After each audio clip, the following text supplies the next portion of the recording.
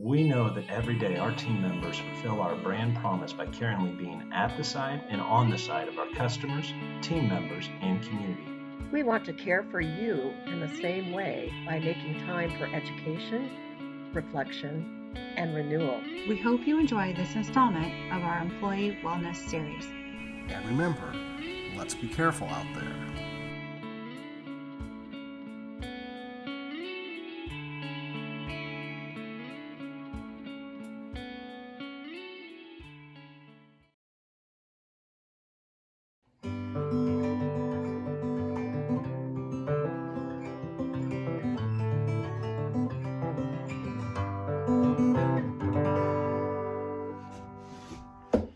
Hello everybody, my name is Nick. I am here to teach you some 101 fundamentals of the guitar. Specifically tonight we will be learning about chords. Before we get into any of that, I am going to be teaching you on the guitar. So first I'm going to teach you some basics of the guitar before we get into the actual playing. First things first, tune your guitar. There are tuners out there, there are applications, apps that you can use. Trying to do it by ear as a beginner is going to be extremely difficult, almost impossible until you actually start understanding what the notes sound like. So get a tuner, and what you're going to do is you're going to use these pegs right here to either turn it up and down, to either tighten it or loosen it to get each note to where they need to be. So there's 6 strings to the guitar: E, A, D, G, B, E. Tonight you do not need to memorize those. In the long run you will have to memorize those. Understanding notes that you are playing is going to be extremely important. I'll probably stress that a couple times throughout this video. But those are the notes that you'll need to tune as they're open. Now there's many different ways to tune a guitar. That is what's called the standard way of tuning. So keep that in mind, make sure you get tuned. If you prefer, make sure you have a pick. A lot of people use picks. I use my fingernails. Some people don't like that. So make sure you have a pick if you need one. So we're going to start by teaching you quickly the strings and then the frets. There are 6 strings of guitar. For tonight, it's simply going to go from top to bottom: 1, 2, 3, 4, 5, and 6. That is the easiest way that I'm going to be able to provide you tonight. Please memorize the E, A, D, G, B, E, and you can memorize those as you're learning the chords. But for tonight's purpose, I am not going to provide those each time.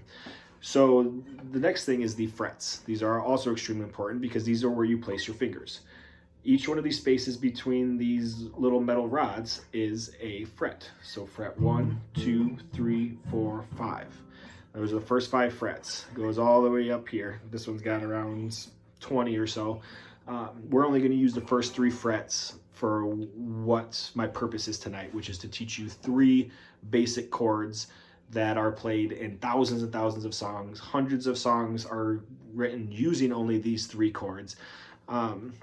So when I teach you these, I encourage you to learn as much as you can. There's 7 chords, there's susses, there's bar chords.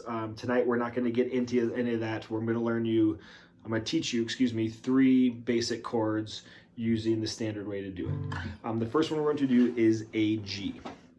Now, like I said earlier, we're going to make sure that you understand the notes that are in that. You're not going to memorize them right away, but a lot of musicians just understand the shape of the actual chord, don't understand the notes, and that puts them behind the game when it comes to being a musician and also playing with other people. So I'm going to tell you which notes you are playing with also providing the shape of the chord itself.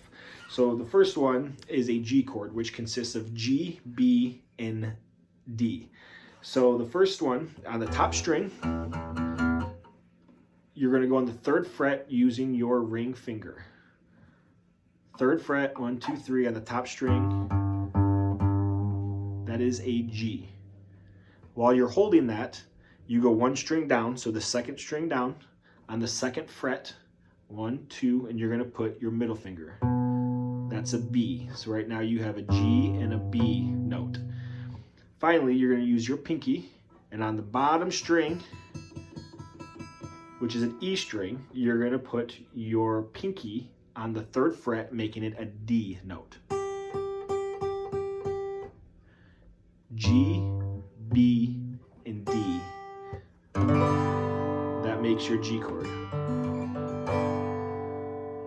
So a lot of individuals use their ring finger for that bottom D, but I like to use my pinky because it frees up my index finger, which allows me to transition into a C quite easily, which is the next chord that we're going to learn today. So with that, the C is going to be, it's going to start with the C note, which is the root note, similar to G being the root note of the G chord. C is the root note of the C chord, and that is going to be the second string down, the third fret in. 1, 2, 3, and you're going to put your ring finger right there. That is a C. The next note is an E. So the E is going to be another string down, so the third from the top, 1, 2, 3, while keeping your ring on that C. 1, 2, 3. Second fret in, 1, 2. That is your E. So right now you have a C, an E, together, C and E. So the G is also a part of this chord. The G open, this is a G note. So you don't need to use your hand at all. So you have the C, the E, the G. That is technically the majority of a C note. Now with the guitar, what you want to do is add that final C on the bottom. So on the fifth string from the top, 1, 2, 3, 4, 5, on the first fret, you're going to play that other C. So it sounds like this. So you have your G and you have your C. And what we're going to do after these is we're going to run right into the D chord, which consists of F sharp, D, and A. So to play the D chord, you're going to start with the bottom string. You're going to play your middle finger on the second fret. Bottom string, the sixth string on the second fret, and that is an F sharp. You're then going to place your ring finger on the fifth string from the top, 1, 2, 3, 4, 5, or second string from the bottom on the third fret. That is your D. So you have F sharp, D, and then finally, with keeping those fingers in place, you're going to put your index finger on the fourth string from the top on the second fret. That is an A. So putting those together, you have G, C, D, C,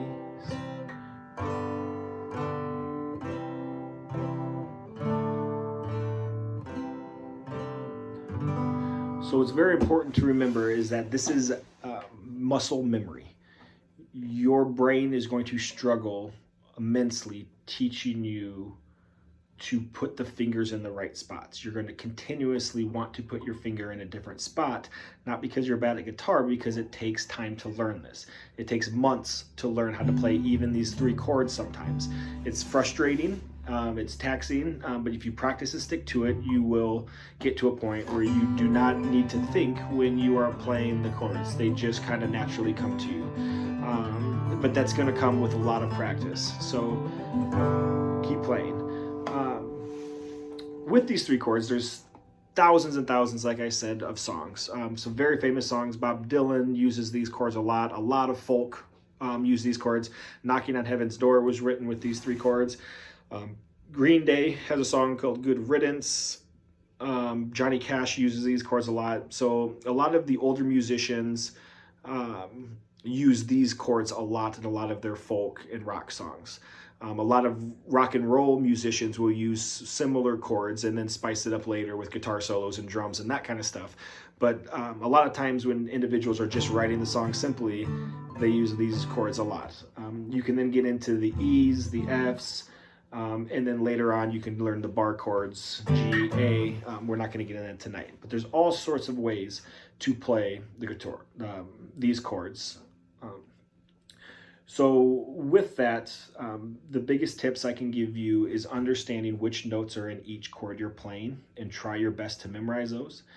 Keep your guitar tuned and practice every single day. If you miss a day, that's okay. You get back on it the next day, but always try to get 20 minutes, half hour, up to an hour, whatever you feel comfortable with, getting that practice in. You will not get any better at guitar. It will not happen for you. So keep trying hard, and I wish you the best of luck.